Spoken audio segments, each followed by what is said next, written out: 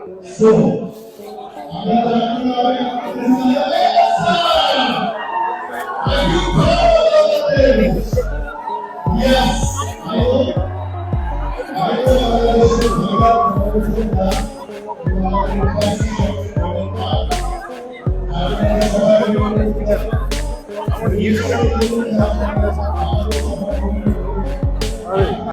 প্রকাশ্যে শাকিব খানকে কিস করে পরিমণির একই কর্মকাণ্ড।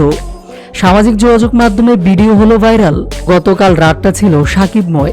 একদম ইন্ডাস্ট্রির 5টি নায়িকাকে নিয়ে র্যাম্পে হাঁটেন শাকিব খান। মাঝখানে শাকিব খান, এরপর কাঁধে কাঁধ রেখে তার সাথে পরিমণি, পূজা চেরি, বিদ্যা সিনহা মিম, তানজিন তিশা, সাবিলা নূর সহ বিদেশি অনেকগুলো মডেল। শাকিব খান যেন বলিউডের সালমান খান হয়ে গিয়েছিলেন। তুফানের স্টাইলে র্যাম্পে হাঁটেন শাকিব খান। প্রথমে একজন একজন করে র্যাম্পে হাঁটেন, এরপর সব নায়িকাকে একসাথে নিয়ে শাকিব খান তার তুফান সিনেমার লাগে উড়াদোড়া গানের তালে মঞ্চ মাতান। মূলত ঢাকা ফ্যাশন ডে 2024-এ নিজের প্রতিষ্ঠান হারলান স্টোরের হয়ে প্রতিনিধিত্ব করেন শাকিব খান। সে সাথে নিজের কোম্পানির হয়ে শাকিব খানের মডেল হিসাবে র্যাম্পে হাঁটেন পরিমণি, পূজা চেরি, মিম, তানজিন তিশারা।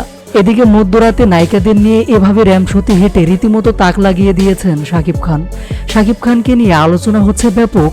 তবে এরই মধ্যে একটা ভিন্ন রকম ভিডিও সোশ্যাল মিডিয়ায় তুমুল ভাইরাল হয়েছে। ভাইরাল ভিডিওতে দেখা যাচ্ছে অনুষ্ঠানের শেষের দিকে সকলের সামনেই শাকিব খানকে জড়িয়ে ধরে যেন কিছুটা আবেগী হয়ে গেছেন পরিমণি।